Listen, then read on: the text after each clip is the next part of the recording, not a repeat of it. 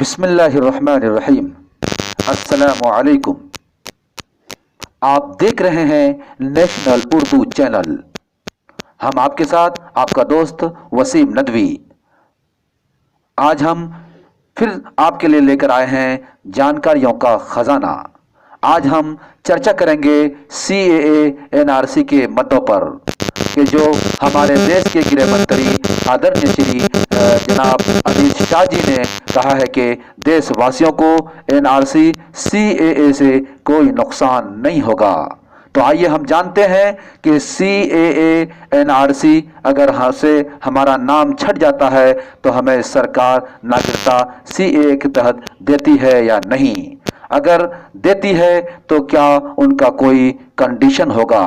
جی ہاں دوستو، CAA citizen شپ amendment act کے ذریعہ ناگرکتا لینے کی درخواستوں کے اوپر کیندری سرکار یا اس کے ذریعہ طے کی ہوئی اصول اور کنڈیشن پابندیاں لگا سکتی ہے جو طے شدہ ہوں گے۔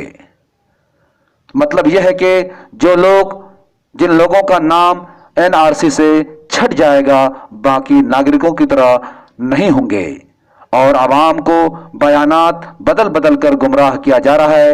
کیا ہمارے دیش کے آدرنیہ شری امت شاہ جی و مانیہ پردھان منتری جی اپنی بات میں کہاں تک سچ ہیں کہ اس سے دیش کے مسلمانوں کو اور دیگر ناگرکوں کو کوئی لینا دینا نہیں ہے؟ کیا ان کے پشو پشت کوئی راز ہے؟ دراصل یہ تو ایسا ہے کہ سنگ پریوار کے علاوہ ان کے گلے میں پٹا باندھ کر حکمراں طبقے کے ہاتھ میں دینا ہے۔ NRC ہونے سے لگ بھگ 10 کروڑ لوگ بھارت کے دوسرے درجے کے شہری قرار دیے جائیں گے۔ کیا انہیں ناگرکتا ملے گی؟ اس کی کوئی گارنٹی نہیں ہوگی۔ ملے گی یا نہیں ملے گی وہ ان کی مرضی ہوگی۔ اس دوران وہ بھارتی ناگرک نہیں قرار دیے جائیں گے۔ ہندوستانی سنویدھانی حقوق بھی ان کے ساتھ نہیں رہے گی۔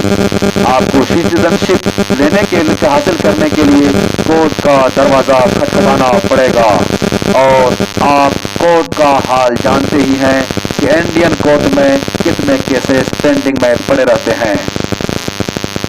اور آپ کو اگر ناگرکتا دے بھی دیتی ہے یہ سرکار تو آپ کو یہ لکھ کر دینا ہوگا کہ I am not an ہندوستانی، کہ میں ہندوستانی نہیں ہوں، اور ساتھ ہی ساتھ یہ بھی کالم پور کرنے ہوں گے کہ I am پاکستانی، بنگلہ دیشی، افغانستانی۔